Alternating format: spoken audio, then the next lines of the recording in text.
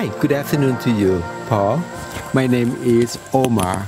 Nice to meet you, Omar. Well, actually, we met before, but it's nice to see you again. Yeah. Today, we're working together for Khorat Geological Park here in Khorat, especially Dongmafai Village. It's one of the geological park site. Have you been here many times as well? Yeah. Right? Okay. This is, I think, if I remember correctly, the 6th time that I have been to here. Oh, okay. I've been to your coffee shop about 3 or 4 times, but it's my 6th time here. It's a beautiful place. I like to come here as often as I can.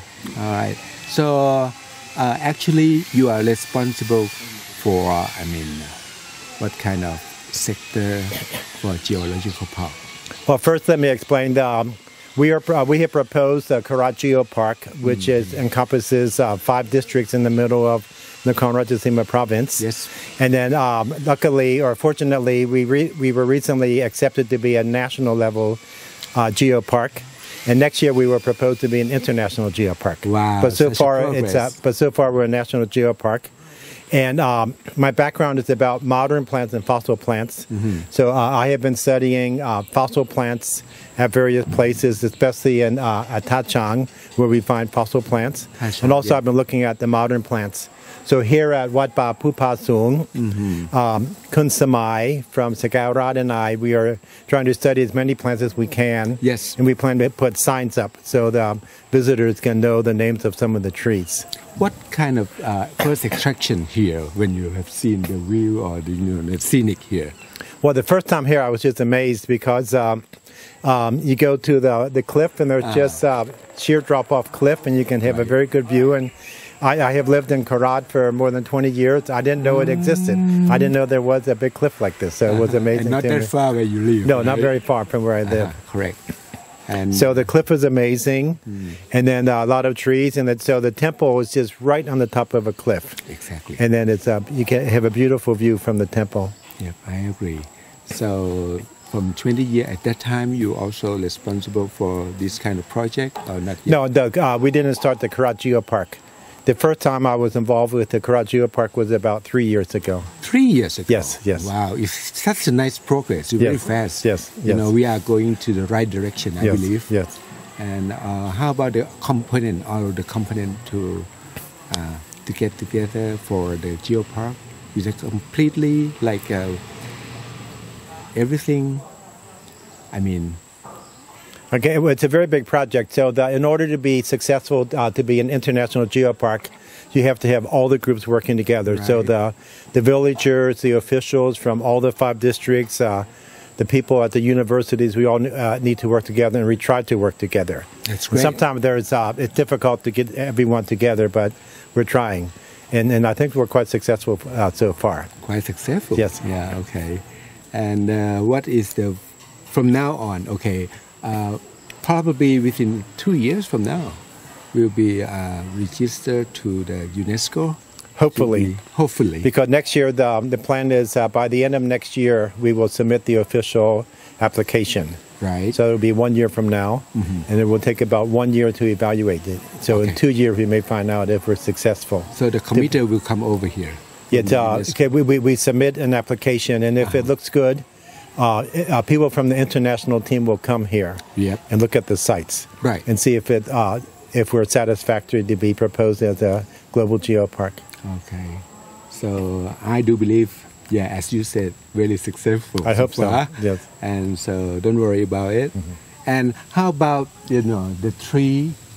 Not only the mountain itself, the cliff. The forest here is very nice because, as I said, I lived many years in Khorat, and most of Khorat is deciduous forest. So we call it dry dipterocarp forest and mixed deciduous forest. But this is different. We're at an altitude of about 700 meters, and this is an evergreen forest. And there's not many evergreen forests in the Khorat Geopark. So I was surprised that when you said evergreen forest, it means kind of rainforest, something like that? It's not really. It's a seasonal forest. So there's a wet season, a dry season. But evergreen means even in the dry season, most trees still have leaves. All right. It's not like if you go into the town of Khorat during the wintertime, the leaves fall off. So you see all the bare trees. But here, year-round, you can see the trees with leaves. So it's evergreen. even the limestone behind you, Yeah. you still see some green. What are those? Well, actually, this is sandstone. So this is another part of the geopark, of course, Right. because this is geology. This used to be an ancient river system, Okay. maybe about 130 or 140 million years ago. Wow. So the sand was washed and deposited, so we can still see the layers of sand. Right. So this is also a very important part of the So- geopark. so And as then you it's say- moss growing. It's modern moss growing on It's the like sand. you mentioned about evergreen thing. Yes. Well, evergreen, Even the- means the the trees. tree. The trees have Never leaves leaves. all year. Yeah, The all leaves don't year. all fall off. I see. And all the big trees. I live here for 24 years. I really like it. Yeah. I mean, I also do the coffee Yeah. tree, coffee Yeah. plantation. Yes. And so far, our Arabica coffee, we register to the geographical indication. Yes, I saw that. Congratulations. Yeah, thank you so much. And then, I didn't even know that from the beginning I do the coffee, and then so far we can go together with the geopark. Yes. Yeah, very quite smoothly because all about what we are living, about the nature, about the Yes. mountain, the tree. Yeah, that's it. I'm so happy with that. And yeah, what else you? Well, I was going to say that an important part of proposing for a geopark is to show we work with the local people. Yep, that's so, the key. so in your village, so the people are involved with growing crops Yep. based on the local climate, and then they know about the geopark and like school children, villagers, many people need to know about the geopark and work together. Okay. And also an important part of the geopark is local people can make some profit. Yep. So like grow coffee, Yeah, or okay. some people make products. Yep. So you can make different souvenirs and other things related to the geopark.